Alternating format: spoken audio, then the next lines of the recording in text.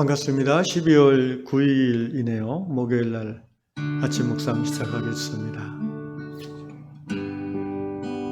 오늘 하루도 하나님의 선하심과 인자하심을 맛보게 해주십시오.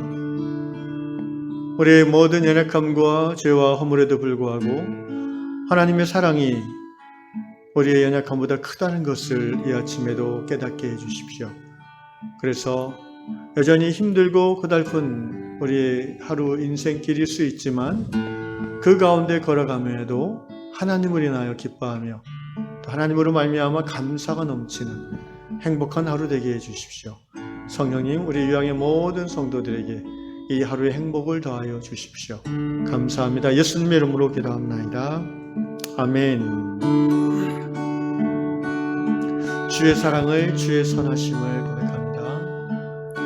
주의 사랑을, 주의 선하심을, 주의 은혜를 생각해보라. 하늘보다도 더 높으신 아버지의 사랑, 그거 놀랍네. 아버지 사랑, 그거 놀랍네. 주의 사랑을, 주의 사랑을, 주의 선하심, 주의 은혜를 생각해보라. 하늘보다도 더 높으신 아버지의 사랑, 그거 놀랍네. 아버지 사랑, 그거 놀랍네.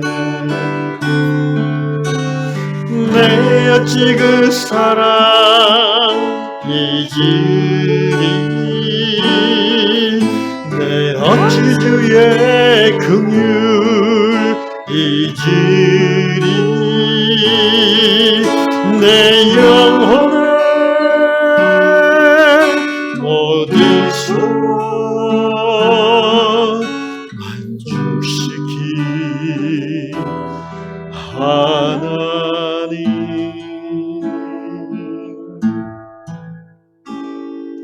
주의 사랑을, 주의 선하심, 주의 은혜를 생각해보라. 하늘보다도 더 높으신 아버지의 사랑, 그거 놀랍네. 아버지 사랑, 그거 놀랍네. 나들을 잃고 헤맬 때 그 사랑 날 찾아 내셨네. 내 영혼의 모든 소원 만족시키 하나님. 주의 사랑을, 주의 선하심을, 주의 은혜를 생각해보라. 하늘보다도 더 높으신 아버지의 사랑, 그거 놀랍네. 아버지 사랑, 그거 놀랍네.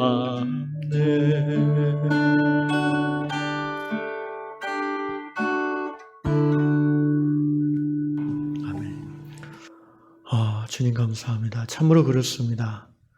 하나님의 사랑이 놀랍고 놀랍습니다. 그 하나님의 사랑이 있기에 오늘도 우리가 빛 되신, 진리 되신 주님을 따라 살아갈 수 있는 것이죠. 우리가 많이 알고 많이 깨닫고 많이 노력해서 그럴 수 있는 것이 아니라 하나님의 사랑이 우리를 강건하시기에 그러하는 줄로 믿습니다. 오늘 말씀은 요한일서 4장 19절 한 절 말씀입니다. 요한일서 4장 19절입니다. 우리가 사랑함은 그가 먼저 우리를 사랑하셨음이라.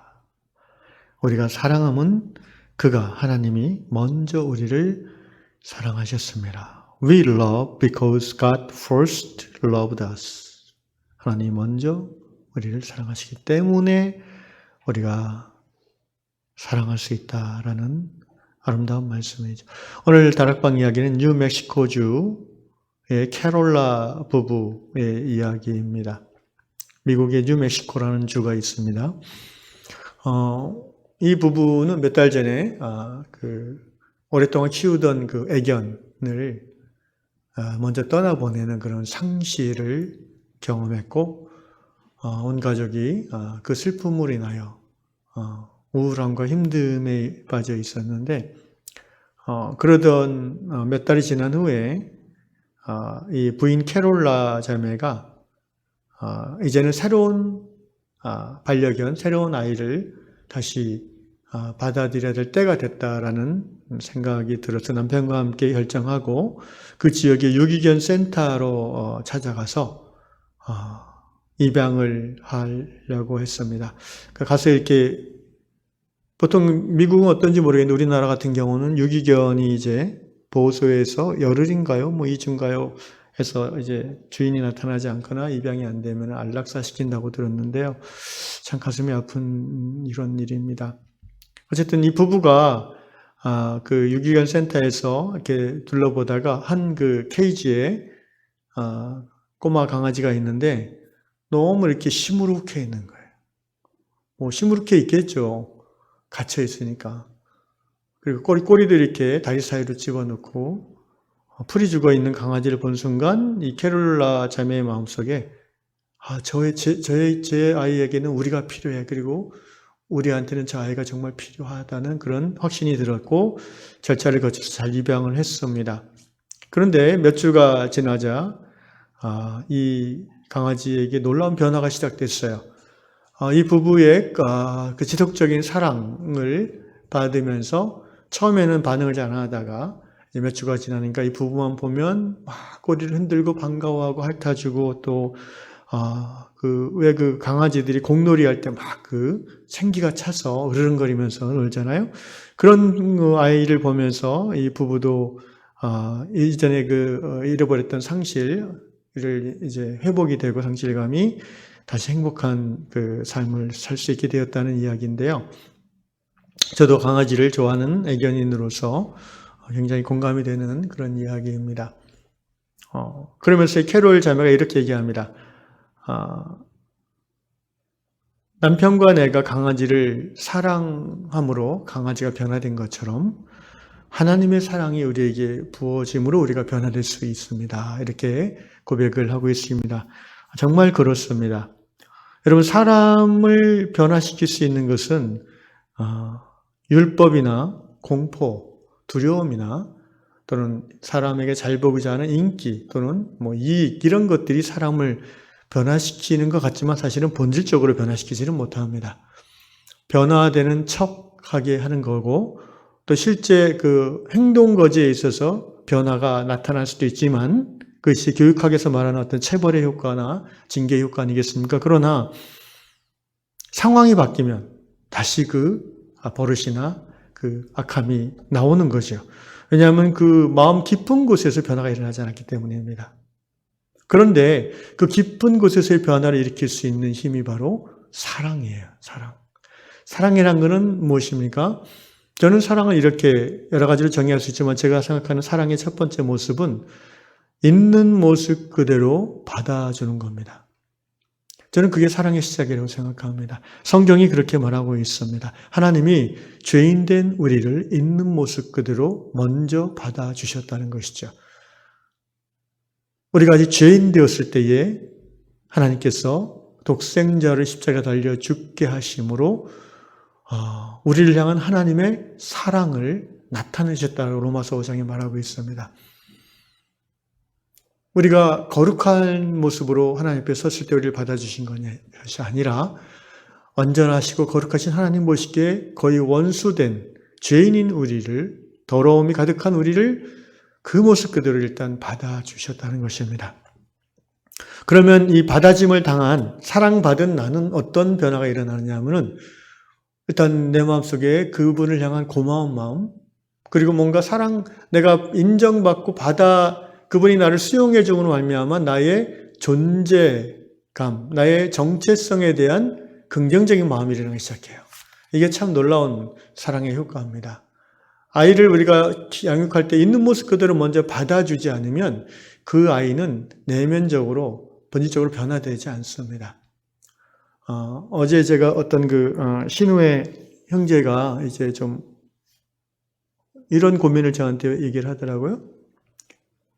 그 형제님은 이제 아주 잘 믿는 집안에 또 잘 믿는 형제님이고 또 교회에서도 열심히 봉사하는 분인데 그 딸아이가 이제 사춘기가 돼서 지금까지 어렸을 때부터 뭐 매일 아침 성경을 가정에서 같이 보고 저녁마다 또 기도하고 이런 아주 믿음의 가정인데 이 아이가 이제 슬슬 반항을 하기 시작하는 거죠. 진화론을 얘기하고 다 이거 거짓말 아니야? 아빠? 뭐 이러면서 그러니까 이제 이 엄마 아빠가 당황스러운 거예요. 어떻게 그런 생각을 하고 그런 얘기를 하지? 이러면서 이제 아이하고 막 논쟁도 하고 아이를 설득시키려고도 하고 그런데 제가 그 고민을 듣고 형제에게 제일 처음 한 말이 그겁니다. 그냥 받아주십시오. 제가 그렇게 얘기했어요. 뭔가 질문을 하고 신앙에 대해서 의심을 품는 그 아이가 바로 형제님의 딸입니다. 그것도 그 아이의 모습입니다. 형제가 원하는 정답을 말하는 아이만이 형제의 아이가 아니라 이 엉뚱한 질문하고 불손한 태도를 취하고 또 심지어 성경의 진리에 대해서 의심하는 그 아이가 바로 당신이 사랑하는 딸이지요. 그래서 그 아이 그 모습까지 일단 받아주는 척이 아니라 형제의 그 애티튜드, 딸을 향한 태도를 바꿔달라고 기도하십시오. 제가 이렇게 권면을 했어요. 그리고 한편으로 저는 이렇게 생각한다고 했습니다. 그 딸아이가 이제 성장하기 시작하는 겁니다. 왜냐하면은 지금까지는 그냥 어떻게 보면 주어진 신앙의 내용이잖아요. 그걸 알지 그 아이가 자아가 온전히 자라지 않았기 때문에 의심 없이 받아들일 수 있었어요. 그런데 이제 스스로 생각하고 질문할 나이가 됐다는 거죠.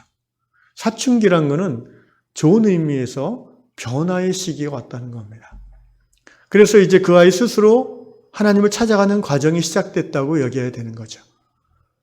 그래서 그 부분에 대해서 우리 기뻐해야 됩니다. 저라면 이렇게 얘기했다고 했어요. 네가 이제 정말 네 스스로의 신앙 안에서 의심하기 시작했구나. 정말 좋은 일이다. 이렇게 저는 격려해 주고 싶다고 했어요. 왜냐하면 여러분 그 신앙은요. 의심하는 게 또 신앙입니다. 의심하지 않고 그냥 받아들이는 신앙은 어떻게 보면 굳건한 신앙으로 나아갈 수 없어요.